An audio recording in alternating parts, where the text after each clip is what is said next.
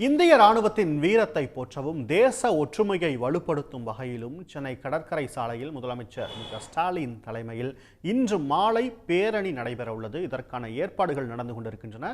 அங்கிருந்து செய்தியாளர் கண்ணன் இணைகிறார்.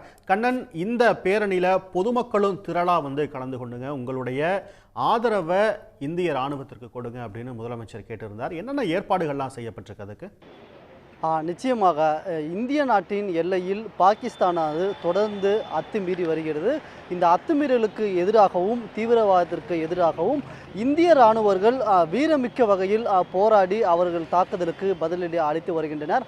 அவ்வாறு இந்திய இராணுவ எல்லையில் பணியாற்றும் இந்திய இராணுவத்திற்கு ஆதரவாக முதலமைச்சர் மு.க.ஸ்டாலின் தலைமையில் இன்று மாலை 5 மணிக்கு சென்னை கடற்கரை சாலையில் ஒரு பேரணியானது, மாபெரும் பேரணியானது நடைபெற உள்ளது.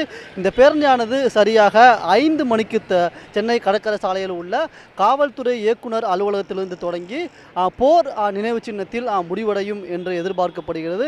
இந்த பேரணியில் ஆயிரக்கணக்கான முன்னாள் படை வீரர்கள், அமைச்சர்கள், பொதுமக்கள், மாணவர்கள் கலந்து கொள்ள உள்ளனர். இவ்வாறு கலந்து கொள்பவர்களுக்கு பல்வேறு ஏற்பாடுகள் தமிழ்நாடு அரசு சார்பில் செய்யப்பட்டுள்ளது. குறிப்பாக கூற வேண்டும் என்றால், வெயிலின் தாக்கத்தில் இருந்து பாதுகாத்துக் கொள்ள 200 இடங்களில் அரேபியன் கூடாரங்கள் அமைக்கப்பட்டுள்ளது.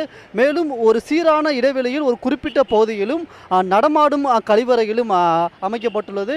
இதே போன்று ஒவ்வொரு இடத்திலும் 5 இருக்கைகள் என்று மொத்தம் 50 இருக்கைகள் கொண்ட கழிவறைகள் தயார் நிலையில் வைக்கப்பட்டுள்ளது. மேலும் 6 இடங்களில் நடமாடும் கழிவறைகளானது வைக்கப்பட்டுள்ளது. இதே போன்று பொதுமக்களுக்கு குடிநீர் வழங்கிடும் வகையில் 30 இடங்களில் சென்னை பெருநகர குடிநீர் வழங்கல் வாரியம் சார்பில் குடிநீர் தொட்டிகளும் வைக்கப்பட்டுள்ளது. மேலும் மருத்துவ முகாம்களும் அமைக்கப்பட்டுள்ளது. 10 இடங்களில் மருத்துவ முகாம்களும் அமைக்கப்பட்டுள்ளது. இதில் தேவையான குடிநீர் மற்றும் ORS கரைசல்கள் உள்ளிட்ட பல்வேறு வகையிலும் தயார் நிலையில் வைக்கப்பட்டுள்ளது.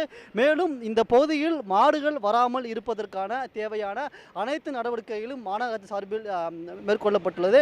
இதன்படி பார்த்தோம் என்றால், பொதுமக்கள் பாதுகாப்பான முறையிலும் இந்திய இராணுவத்திற்கு ஆதரவு தெரிவிக்கும் வகையில் இந்த பேரணியில் கலந்து கொள்வதற்காக சரியாக 5 மணிக்கு தொடங்கும் இந்த பேரணியில் கலந்து கொள்வதற்காக அனைத்து அடிப்படை வசதிகளும் சென்னை மாநகராட்சி, சென்னை குடிநீர் வழங்கல் வாரியம் உள்ளிட்ட பல்வேறு அரசு அமைப்புகளின் சார்பில் செய்யப்பட்டு தற்போது தயார் நிலையில் வைக்கப்பட்டுள்ளது. உடனுக்குடன் செய்திகளை தெரிந்து கொள்ள சன் நியூஸ் பெல் ஐகானை கிளிக் பண்ணுங்க.